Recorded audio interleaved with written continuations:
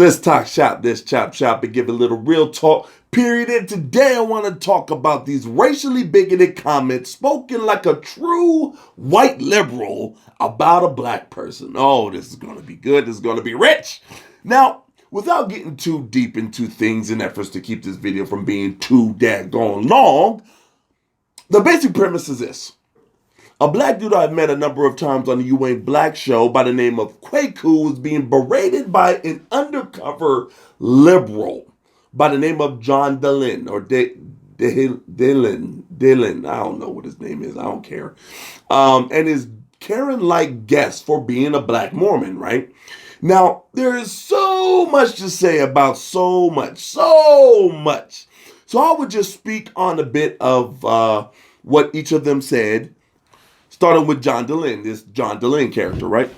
Like that an educated person of color who's a teen or in their early 20s. They're talking about Kwaku. In 2018 or 2017 or whenever Kwaku converted, with the internet, can you imagine an intelligent person of color ever deciding to join Mormonism? Like, isn't that like I don't want to be mean or insulting, so here it comes. Isn't that story in and of itself kind of mind-blowing? Just wait for it. That's like some serious internalized hatred, self-hatred, because like, how in the world can Mormonism not be racist? Like, I'm racist. Now, the fact that he states, can you imagine an intelligent person of color becoming Mormon?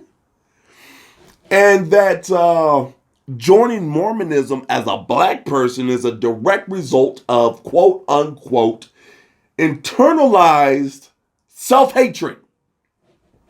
Those are the two things that stuck out to me the most, right? In regards to this John character. So my problem is that this man is espousing that a black person, right, due to the color of his daggone skin, should not engage with arbitrarily decided X, Y, and Z, and that if he or she decides to engage with arbitrarily decided X, Y, and Z activity, then John Dehlin, the gatekeeper of all things black, will either approve and pat us on the head or disapprove and conclude we harbor internalized self-hatred. So my question to you, John Dehlin, is who are you to decide what is acceptable for a black man to do, in so much that you conclude that we have internalized self-hatred if we do so? What if we decide to be a cop? Is that acceptable to you, Mr. John Dehlin? What if I have an interest in hockey? Am I allowed to have an interest in hockey? Is Kwaku allowed to have an interest? Is any black person allowed to have an interest in hockey? Or what? Say I want to plant a garden. What about that? Can I plant a garden? What if I plant me a big old field full of cotton? Am I allowed to do that for my benefit? Am I allowed to turn a profit with cotton? See, the point is, it is not up to you to tell me or to tell Kwaku or to tell any other black person what I am and am not allowed to do based on the color of my daggone skin. Because I think with my brain. He thinks with his brain. We think with our brain, not with our skin color. How do you not understand this? His interests are interests due to his likes and dislikes, as is with anybody else's, as is with mine. So to conclude that he shouldn't be interested in something based solely on the color of his daggone skin, and that to have this or that interest is as a result of quote unquote internalized self-hatred, is dismissive, just as my brother Lucas said. It was so dismissive to him as a human being. Thank you. Right? Because it was dismissive to him as a human being because they didn't even bother to even analyze why, as an adult, after not being raised Mormon, he decided to become Mormon. It could have been a very that's a good topic. Yeah, it could have been a very what made you do things that? of interest that said, you know what, hey, my ideology is more in alignment with this. I'm gonna explore this some more. Now on to you, Karen. And here it comes. He doesn't speak like many black people do.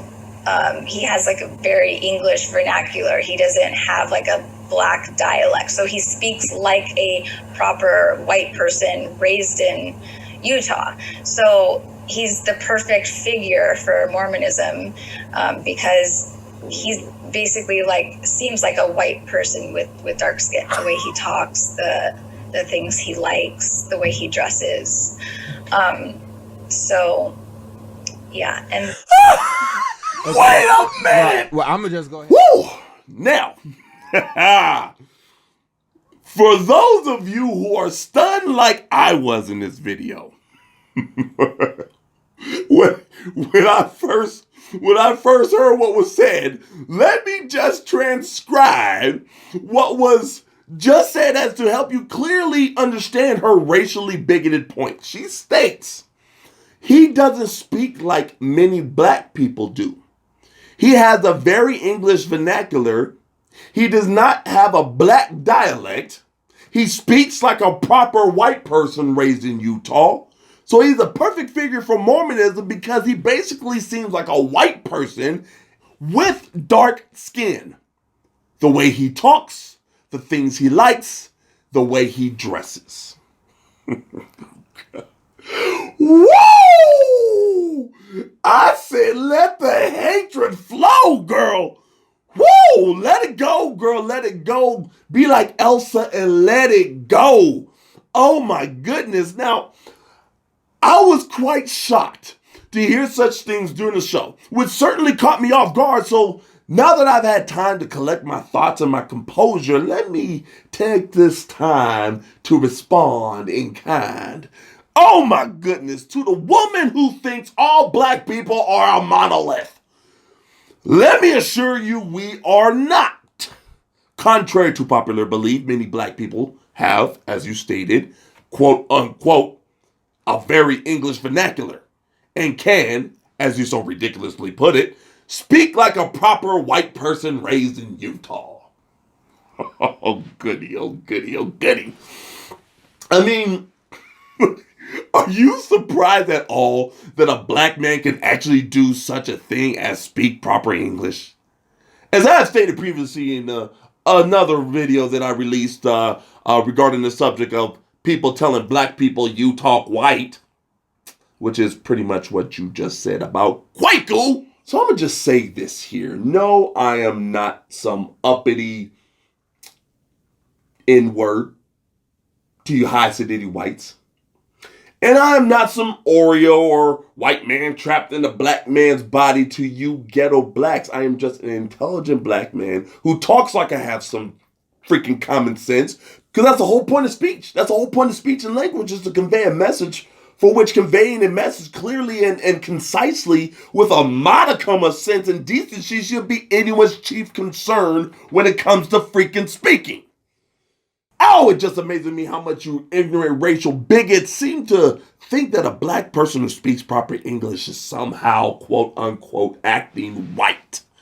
How terribly, terribly misguided are you to espouse such things, which does nothing but showcase the racial prejudices in your heart regarding people like me, regarding people like Kwaku.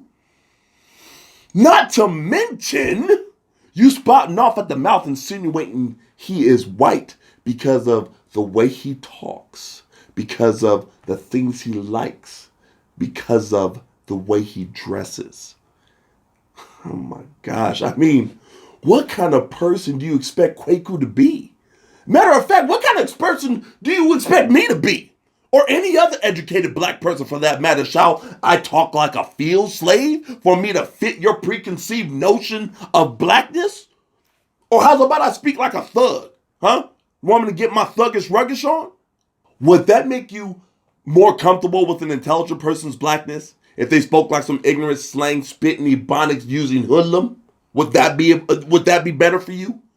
Shall we also dress like one too? With our pants down on our knees, wearing a white tee that's 5 sizes too big? Would that make you more comfortable? Is that your idea of the typical black man? What about our interests? Can we as intelligent black men be interested in politics, religion, and philosophy? Or are we only relegated to meaningless pursuits like reciting sports stats and the memorization of the latest song from fill in the blank rapper. I mean, goodness. Goodness, woman. I mean, what you said is so egregiously asinine that there is no way you could possibly, in a million years, try to defend your racist statements without coming off as someone completely out of touch with reality, as it already seems that you are, as you are surprised that black men can be smart, articulate, and well-dressed with a melody of interests. Wow. What a surprise for you. Goodness gracious. Also, just a word of advice. Never tell a black man that he is just a white man with dark skin. I'll repeat, never ever say that a black man is just a white man in dark skin. Being smart, being articulate, being well-dressed, and having a variety of interests is a human thing, not a white thing.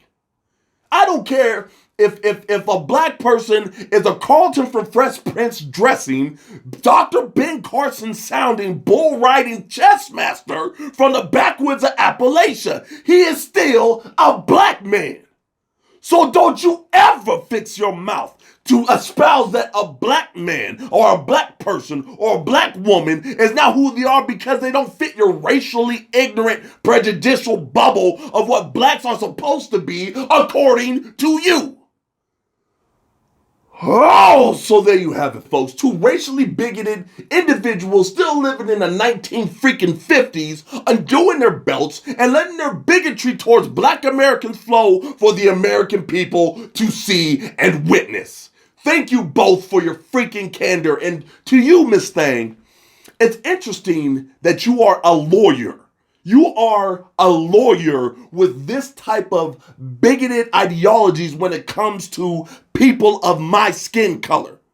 How can you be a lawyer? How can you stand for justice of any sort with that type of mentality? You ought to be ashamed of yourself. Goodness gracious. Anyways, what do you think?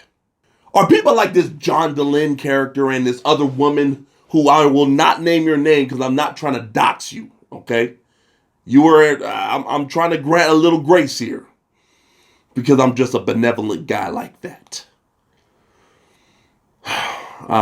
But are these two people right in what they espouse about Kwaku or what they espouse about black people in general? Because this is not just about Kwaku. This is about black people in general, okay?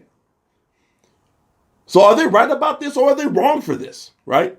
Just as Justice Clarence Thomas so eloquently put it, is this a high-tech lynching for uppity blacks who in any way deign to think for themselves, to do for themselves, to have different ideas? Because that's what it sounds like to me. Anyways, let me know in the daggone comment section. So that's all I have for now.